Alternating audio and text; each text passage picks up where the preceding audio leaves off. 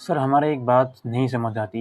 SOL के अंदर जो है डेट शीट आ जाती है, क्लासेस शुरू हो जाती हैं, लेकिन हमारे एडमिशन शुरू नहीं होते थर्ड सेमेस्टर या फिफ्थ सेमेस्टर के। एडमिशन शुरू होने से पहले ही हमारी डेट शीट भी हमको बता दी जाती है और हमारी क्लासेस भी शुरू कर दी जाती हैं।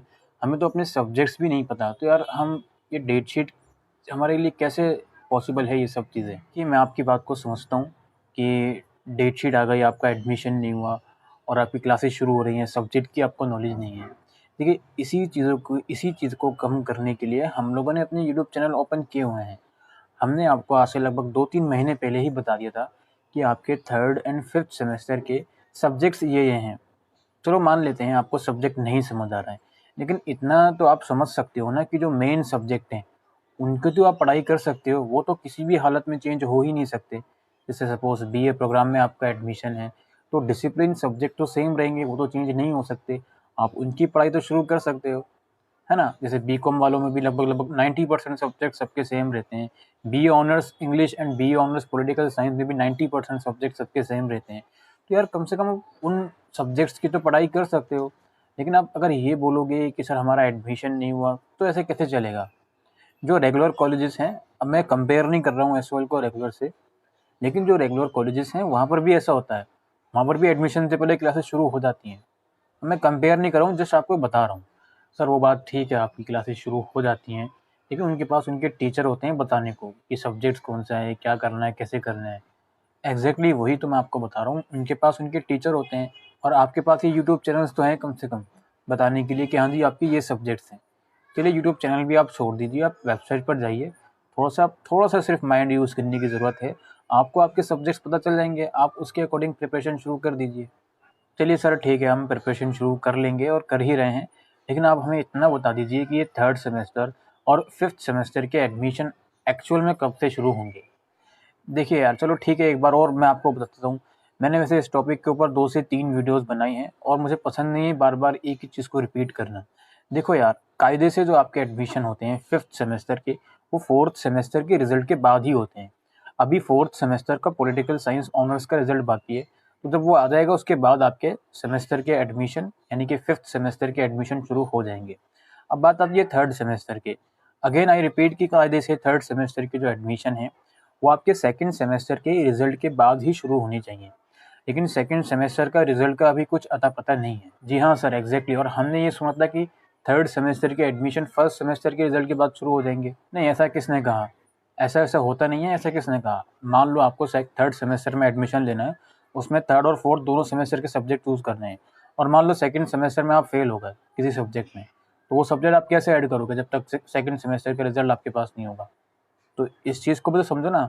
जो आपसे बोल रहा है कि फर्स्ट सेमेस्टर के रिजल्ट के बाद एडमिशन शुरू हो जाएँगे, तो फर्स्ट सेमेस्टर के तो सारे कोर्सेज़ के रिजल्ट आ गए, कहाँ है एडमिशन के लिंक? तो मैं ये नहीं कह रहा हूँ कि नहीं हो सकते, लेकिन कायदे वाली बात ये है कि सेकंड सेमेस्टर का जब रिजल्ट आ जाएगा, उसके बाद ही आपके थर्ड सेमेस्टर के जो एडमिशन फॉर्म है वो निकलेंगे। बाकी अगर पहले भी निकल जाते हैं तो कोई ऐसी बड़ा इश्यू नहीं है, निकल जाएँगे तो आपको बता दिया जाएगा।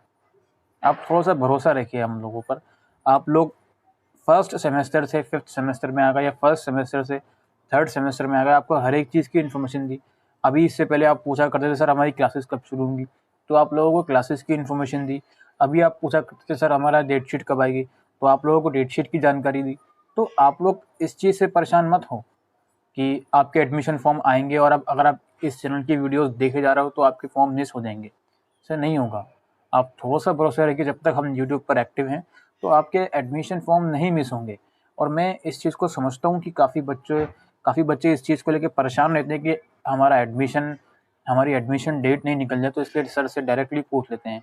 आपकी बात ठीक है, लेकिन आपको ये भी समझना पड़ेगा, इंडिविजुअल हर एक स्टूडेंट को मैं वो बात नहीं बता सकता हूँ कि जब फॉर्म आएँगे तो आपको बताया जाएगा। इंस्टाग्राम पर डेली मैं स्टोरीज़ भी लगाता हूँ, स्टोरी लगाने के बाद भी आप वही सवाल करते हो कि सर एडमिशन कब से शुरू होंगे?